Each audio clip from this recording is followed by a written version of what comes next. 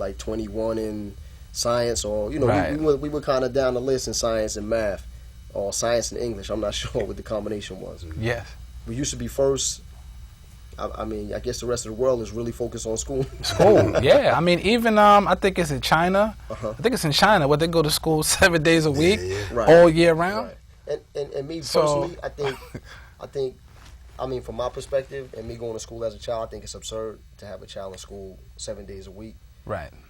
or to even have a child in school year round. But there might be some type of method that it would be good. I don't know, but just the sound of it, spending that much time in school, I think you need time at home.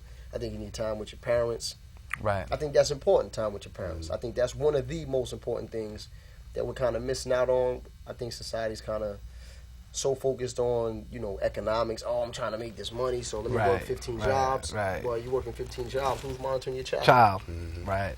Is it the computer? Is it these video games? Is it people text messaging your child? Like, Right. Now, what's really being done? one of the interesting things, like just talking to people, it just seems like talking to different teachers, they become frustrated. And my view on it was to just enlighten them and give them information as far as, come up with some alternative teaching methods. Because you may have that 1% students that they may, numbers to them may be pictures. Just meaning like their way of processing the information, your teaching method, and you just going over the lesson and giving the homework, they may process it differently. So does that mean that they have to be in special ed? Does that mean that they have ADD because, their level of focus is just, it just needs a little bit more than maybe what your lessons consist of. So the thing is, instead of categorizing the kids and putting them in these special places where they give them these special categories, I just think it should be a challenge for the teachers and administration to come up with something creative, and have alternative teaching methods, and also bring people like us in, entrepreneurs, people that have different views on education. So now, besides dealing with the teachers all year round, they can have other people come in and give them other perspectives. Support, and be a support to the end result, to the goal, which is to educate the young people. So,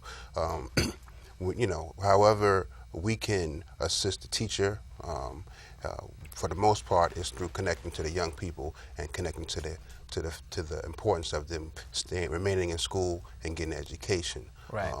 And then having those dreams or having those hopes and those aspirations for achieving better, but knowing the process to existing and to being productive and constructive in the society. Young people just need to hear from people that have a heart for them and a mind for them that this is a process, and we need to always be able to decode the media for our young people. I mean, every teacher should be able to do that. They should have a reference of what's going on in popular society and always be able to decode it to the young people every day, even if you have to stop a lesson for 5 minutes and just say, okay, well, I know you're getting sold this and this and this and this, but it's not what it come on, people. Okay. It's definitely a loss, I think, in the youth also, in understanding that things come over time. Yes. If you look at a lot of things that happen, they kind of portray stars or wealthy people as doing it overnight. Right. And it's really not the fact. It's maybe 1%, 2% of the world that actually gets there that quick. Right. Most people, before you actually see them, for instance, if you want to use a rapper, you might see, I'm talking about a rap artist, you might see him, tomorrow, and he might be, on his way to becoming big. But you don't know that before you saw him, before the camera was on him, he was doing that for 10 years. Already had 15 years. Right. Might have put out 3,000 mixtapes already. You don't know what work it took to get there. Right. And so much do we focus on the person already there and don't really go into depth on what it took to get there, what obstacles they went through, what losses they might have had in their lives, like things that might have really threw off the average person. Right. It's that's the very important piece. Because, as you said, a lot of times we just see the finished product, right? And then, and then a lot of people, that's all they focus on. but they don't understand that it takes work to get and to wherever you're going. Right. Mm-hmm. Takes work and also education. Education. You got to Just learn. the same. Right. You got to learn. And, you and better go through learn a process. Right. You know, before you can really Yeah. get to that perspective. I mean, it's just so many instances. If you look at, let's say, a TV commercial of like they got these new weights, you know, new products to make you ripped. Right. And if you look at it, the guy or the girl that's actually showing you the equipment is already ripped. So your perspective is, if you're Yeah, not I can get sharp, like this. you know, I can be like that. Let me get it. Right. I'll be like that in 10 days. 10 days, right. But the reality is, you're not going to look like that. And more than likely, that individual doesn't even use that piece of equipment. Right.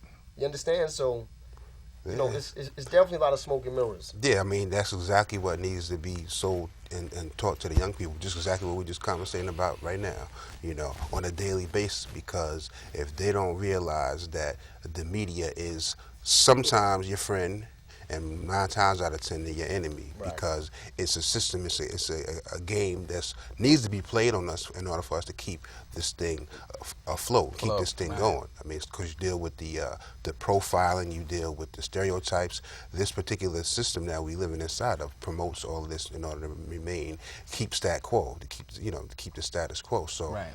and it, by chance, it's just a system that from its infancy did not appreciate human life, did not care for human life. We were at one point we were slaves, Right. you know, and at one point our lives were not appreciated at all. So, you know, you got to look at the fact that now, if it's instances like this is still happening, we keep supporting the system. So when our kids are going to school, we don't want to send them to school to be able to facilitate and continue the same thing that's going on. We want them to have their own kind of education as well, Right. outside of the school. So far as education, we have to always, on a consistent basis, be dealing with our young people, letting them know things about themselves outside of school, because I think that school is just going to bring them in and educate them. If we let them just go through school, Right. it's going to just, if they're successful at it, they're going to just become somewhat agents of this thing that's keeping us in this same predicament. Predicament, Agents of right. the You know. system. Right.